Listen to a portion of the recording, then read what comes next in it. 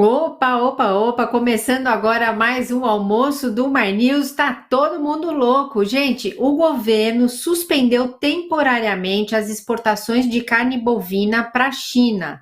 Essa decisão foi tomada depois que um exame deu positivo para o mal da vaca louca num animal lá do Pará. A China é o maior comprador de carne bovina do Brasil. Depois da China vem Estados Unidos, Chile, Egito, Hong Kong. O Ministério do Meio Ambiente disse que o caso já foi identificado e a fazenda está isolada. Já já a gente vai falar disso. Nós vamos entender que doença é essa, a vaca louca, com a médica veterinária Maria Cláudia Araripe Sucupira. Maria Cláudia é professora da Faculdade de Medicina Veterinária e Zootecnia aqui da USP. E também vamos falar dos impactos do negócio da carne com o Maurício Palma Nogueira. O Maurício é engenheiro agrônomo, coordenador do Rally da Pecuária. Gente, quando eu vi Rally da Pecuária, eu fiquei imaginando um monte de vaquinha apostando corrida, mas não é isso. É uma expedição técnica que faz o monitoramento da pecuária de corte. O Maurício trabalha numa das principais consultorias de pecuária do país, que é a Atenagro. Bem-vindo ao almoço do My News, Maurício. Obrigado pelo convite, Miriam. É um prazer estar aí com vocês. Maurício, eu fico imaginando que para o setor, um caso desse, ainda que a gente está vendo que é uma coisa que está bem controlada, tem uma fiscalização muito séria, para o negócio é uma bomba essa história, não é, Maurício? Sim, Miriam, atrapalha bastante, né? Porque nós vamos ter aí que seguir um protocolo. Nós podemos discutir se esse protocolo é bom ou não. Eu, particularmente, acho interessante ficar na mão dos brasileiros, né, o processo todo, né? Então a gente vai lá, delista, né, tira os frigoríficos da exportação para mostrar para o nosso cliente que nós trabalhamos direito, e está aí, né? Você viu tudo que a Maria Cláudia falou, o tanto que o Brasil trabalha corretamente nessas questões, e depois nós mesmos vamos voltar a exportar assim que for confirmado que é um caso atípico, né? Então, nesse momento todo, os frigoríficos deixam de comprar, vão deixar de vender, né? Então vão ter que se ajustar aí entre mercado interno e mercado externo, o produtor vai deixar de vender, então nós temos um impacto negativo muito grande na economia que atrapalha bastante, né? Vamos ter que superar isso aí nas próximas semanas. Entendi. Agora, Maurício, quanto tempo pode demorar para sair o resultado desse exame do Canadá? Aparentemente ele é rápido, né? Coisa aí de poucos dias ele já deve sair. Assim que sair, né? Então, de novo, voltando à explicação aí da Maria Cláudia, nós nunca tivemos um caso da clássica aqui, viu, Miriam? Nunca tivemos. Nunca Então, o no Brasil não Brasil. tem caso Ah, da vaca louca como teve lá na na Europa. Até, Inglaterra. infelizmente, nós temos nomes muito infelizes para dar para as coisas e acaba criando um pouco de receio, de confusão. É atípica mesmo. Isso ocorre por causa do envelhecimento dos animais, é uma incidência natural, e nós estamos falando de um rebanho de 200 milhões de cabeças, e tivemos poucos casos na história. Então, o rebanho brasileiro é bem controlado, né? Então, o que deve acontecer? A hora que sair a definição que ela é atípica, a OIE, né, que é o órgão internacional para a saúde animal, já deve soltar uma nota mantendo o status sanitário do Brasil, né, assim, dá um aval de que o Brasil não tem esse risco, ou é o risco insignificante, como bem lembrado pela professora Maria Cláudia, né, e aí a gente começa o processo todo de renegociação, de exportação, de abertura, né, conversa entre o Ministério brasileiro com os chineses, e assim por diante, né. Então eu acredito que o desfecho dessa vez pode ser, né, e aí a gente tem várias ações para acreditar nisso, pode ser um pouco mais rápido do que aconteceu em 2021, por várias razões, né? Pois é, em 2021 também teve uma suspensão dessas que se estendeu por mais de 100 dias, né? Eu lembro que a gente falou bastante aqui, na época eu fazia o Dinheiro na Conta aqui no My News, que era um jornal que a gente gravava direto dos estúdios da B3, e a gente falou muito desse assunto também. Foi bem diferente. A gente estava numa situação diferente na época, né? Então a quantidade que a China comprava era diferente, a situação de oferta no Brasil era diferente, então também tinha uma negociação de preço por trás. E outra coisa, Miriam, que também está diferente nesses casos. Lá em 2021, encontrou 2 animais em frigoríficos, né? Não teve risco nenhum, não entrou no abate para produção de carne, foram identificados nos frigoríficos. Agora nós estamos falando de um animal identificado numa propriedade, né? Então o rigor dos protocolos aí do Brasil, ele é muito grande, está sendo muito eficiente. Nós encontramos esse animal numa propriedade no Pará, né, numa propriedade relativamente pequena. Então, tudo isso deve depor a favor de que a gente seja mais rápido nesse momento, que a confiança também dos chineses nesse protocolo seja maior, né? Nós temos também o próprio cenário da China querendo provavelmente comprar mais esse ano, não só do Brasil, como de outros fornecedores, né? E nós temos uma oferta mundial sendo um pouco favorecida para o Brasil. Né? A produção norte-americana está caindo muito, quase 900 mil toneladas a produção de carne norte-americana em 2023. Isso deixa o mundo todo um pouco mais dependente do Brasil para exportar carne, né? Então, eu acredito que o desfecho seja um pouco mais rápido esse ano. Olha, tem um pessoal perguntando aqui no chat, Maurício, se agora vamos ter picanha. É o José Carlos Filipim, kkk. E tem um pessoal falando se a carne vai ficar mais barata. É o Mister Lima. Menos exportação significa carne mais barata para o povo brasileiro? Obrigada pelos comentários, pessoal. Diga, Maurício. Muito boa pergunta, Miriam. Não necessariamente, né? Esse é um erro que geralmente, principalmente, o pessoal que analisa, né, e não tem muito familiaridade com os frigoríficos e com o produtor, acaba cometendo. O frigorífico não é obrigado a bater o boi. Então, a hora que ele se vê diante desse problema, ele vai deixar o boi no campo, a vaca no campo, ele reduz as compras e a conta toda fica na mão do pecuarista, do dono do animal, né? Para você ter uma ideia, para respondê-los, né, sem tentar acertar o futuro, mas para analisar em cima do que aconteceu em 2021. Entre o pior momento para o produtor e o período anterior à identificação dos casos atípicos, nós tivemos uma queda de preço em torno de 15%. Quer dizer, o pecuarista perdeu o preço de 15%. Né? Os frigoríficos, na mesma análise, Miriam, perderam 4% a 5% dos preços no mercado interno.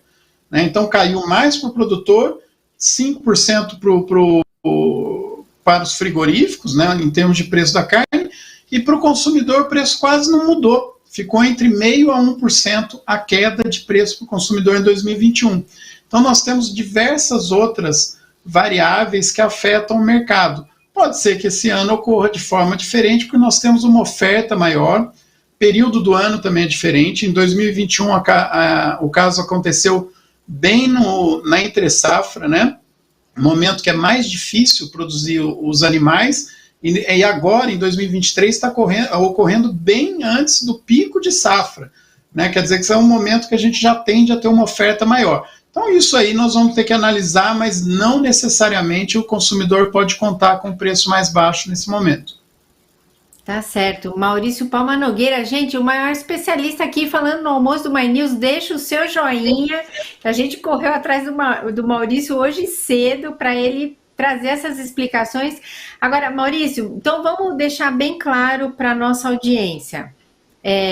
Para as exportações, tem todo esse protocolo, então a gente não precisa ficar preocupado. E para o consumidor interno, qual é que é o protocolo?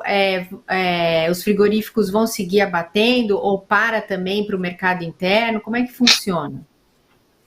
A gente para de exportar, Miriam, porque é uma questão de atender o cliente, de exigência, de confiança, não é porque tem um risco. Então não existe essa diferença, né?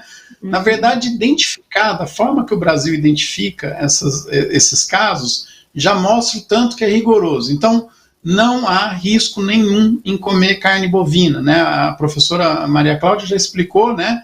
Mas não há risco. Eu vou dizer mais, né?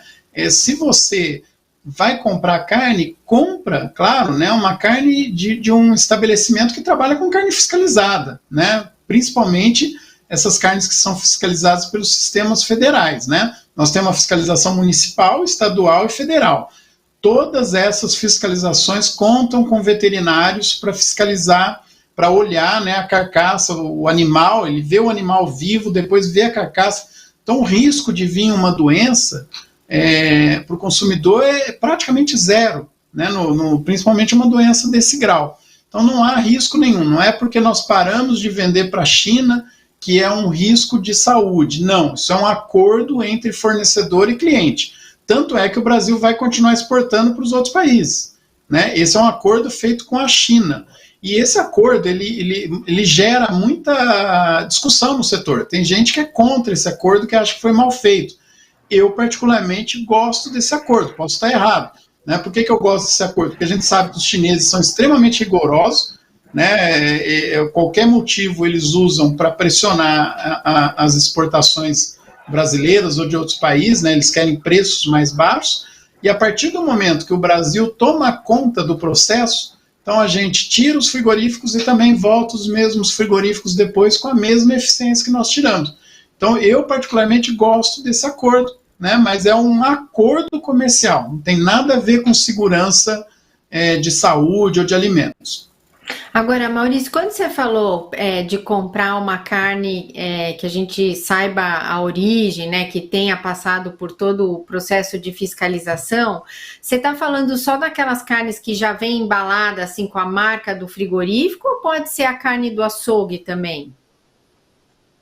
Miriam, hoje em dia a carne do açougue, ela chegou lá embalada também, né? Ela não chega em carcaça como antigamente. Você tem ainda gente trabalhando carcaça, principalmente esses açougues que trabalham com carnes especiais, né? Geralmente são as carnes ainda de uma origem mais controlada ainda, né? Mas eles vão fazer lá todo o trabalho, né? Acertar os cortes, assim por diante.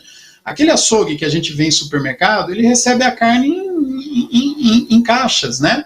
Então, ele está lá pegando uma carne que já veio do frigorífico, provavelmente com controle de frio muito melhor, provavelmente não, né? Com certeza, com controle de frio muito melhor do que acontecia em anos anteriores, né?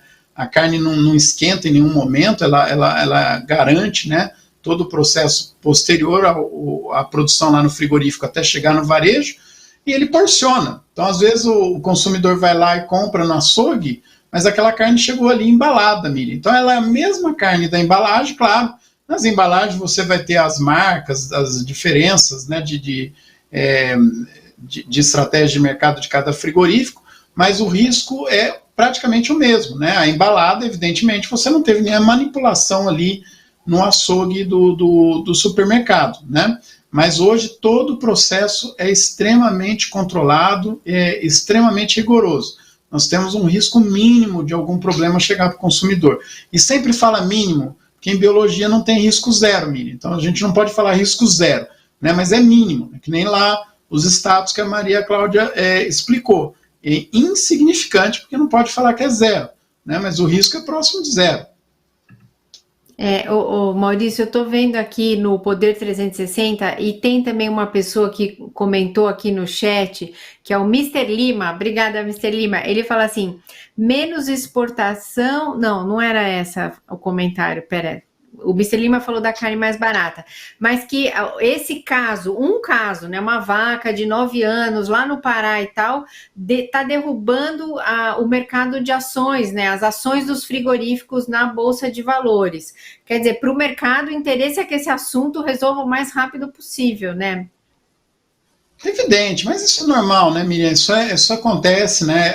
E boa colocação dele, porque nós estamos falando aí de um rebanho de 200 milhões de cabeças e achamos um boi com 8 anos, 8 a 10, né? Tem hora que a notícia fala de 8 ou 10 anos, ou 9, né? Mas achamos um animal e ele gerou tudo isso. E aí é interessante até ficar de olho, né? As ações dos frigoríficos caem, claro, você tem uma informação que aparentemente que impacta agora os frigoríficos, a ação cai. Daqui a pouco o mercado já vai entender, logo após a divulgação dos resultados, o mercado já vai entender que o cenário não é tão ruim assim, não é negativo, as ações vão voltar para os preços normais, né? Então, até vale ficar de olho aí nesse mercado, que pode abrir umas oportunidades aí para quem quer investir. Evidentemente que tudo tem que ser analisado com muito critério, com muito cuidado, né? Mas normalmente os mercados se movimentam com notícias ruins. Aliás, de janeiro para cá nós estamos vivendo uma série de ânimos e desânimos aí, com informações relacionadas à economia brasileira como um todo, né? Isso afeta particularmente, nesse caso aí do caso atípico, né? Afeta particularmente os frigoríficos, mas esse é um movimento comum de mercado de ações. Maurício, outra coisa que eu queria comentar com você é que o presidente Lula deve se reunir lá em Pequim com o presidente da China, o Xi Jinping. E eles têm já uma pauta, né, para discutir essa relação comercial entre os dois países e também de retomar uma conversa que foi permeada por muitos atritos durante o governo Jair Bolsonaro nos últimos 4 anos. Como é que é a expectativa de vocês em relação a essa viagem do Lula? Bom, quando o presidente chegar lá na China, provavelmente nós já vamos estar com o desfecho todo resolvido. Claro, uma visita de um governo novo num país, né? Se ele seguir todo o script esperado, né? Focado aí em comércio, nós vamos provavelmente até dar uma acelerada nesse processo de retomada, né? Eu acredito, aliás, para a gente analisar que a gente espera uma retomada mais rápido, inclusive está essa agenda, né, já previamente anunciada de visita lá na China. Com relação ao governo anterior, Miriam, uma coisa é o que foi falado, aquele monte de conversa que circulou, mas que não se efetivou na parte comercial. Na parte comercial, nós exportamos cada vez mais, né, para a China. Tanto é que, em 2022, nós exportamos para os chineses, deixa eu confirmar o número aqui, mas nós exportamos 40% mais carne do que foi exportado no ano anterior, né, se não me engano. Nós exportamos 1.200.000 toneladas métricas de carne bovina para a China. No ano anterior, a gente tinha exportado 700.000. Então, nossa parceria comercial com a China, ela vem aumentando consistentemente aí, ano a ano. Maravilha. Maurício, eu quero agradecer demais a sua participação aqui. O Orlando Orsini está aqui no chat falando que no Brasil existe um problema, que é a falta de fiscalização, que tem maus comerciantes, mas a gente tem que confiar no que estão falando os técnicos aí, né, Orlando? A gente trouxe uma professora de veterinária da USP, trouxemos um agrônomo aqui, eles estão dizendo que é um caso que é isolado e que tudo indica que não é a vaca louca tradicional. Confirmamos isso, Maurício? Falei certo? Sim, Miriam, nunca tivemos o caso da BSE clássica aqui no Brasil, nunca tivemos, né? E evidentemente, nós estamos falando de um produto que passa por fiscalização sanitária. Então, se for comprar carne na rua, né, que é algo raro, né, a gente quase não vê mais, né, aqueles comércios que abatem e vendem, né, isso aí não chega, é desprezível hoje no Brasil, né? Nós temos mais de 80% da carne que chega para o consumidor já é fiscalizada pelo sistema federal, né, da carne do mercado formal, né, da carne que a gente chama de que passou por alguma fiscalização. Então é muito rigoroso, né? Evidentemente, né, nós podemos ter comerciantes ou qualquer tipo de empresário trabalhando produtos de forma incorreta. Isso acontece em qualquer negócio. Nós podemos fazer a mesma analogia para posto de gasolina, para carne, para lácteos, para produtos de limpeza, enfim, né? Aí nós estamos vulneráveis a questões que não são de ordem do sistema de produção da cadeia produtiva, são de ordem de fiscalização lá na ponta, né? Aí já não é mais minha praia, mas com relação à produção que vem para os frigoríficos, o que chega para o consumidor de maneira formal, o nosso sistema é extremamente seguro. Exatamente, ó. Estão fazendo graça aqui, Maurício. Eu tenho que ler os comentários. A Maria J. Bardi está falando assim: com tanto gado louco nesse país, seria de esperar que surgisse um surto. Ela está brincando com a história de chamar os apoiadores do ex-presidente de gado. Mas, gente, não é surto, tá? Não tem surto nenhum. É um caso, já foi isolado e a gente vai acompanhar, trazendo sempre informação de qualidade aqui para vocês. Maurício Palma Nogueira, quero agradecer demais a sua participação aqui hoje. Eu que agradeço o convite, Miriam, foi um prazer. Prazer foi meu. Um abração, Maurício. Tchau, tchau. Um abraço.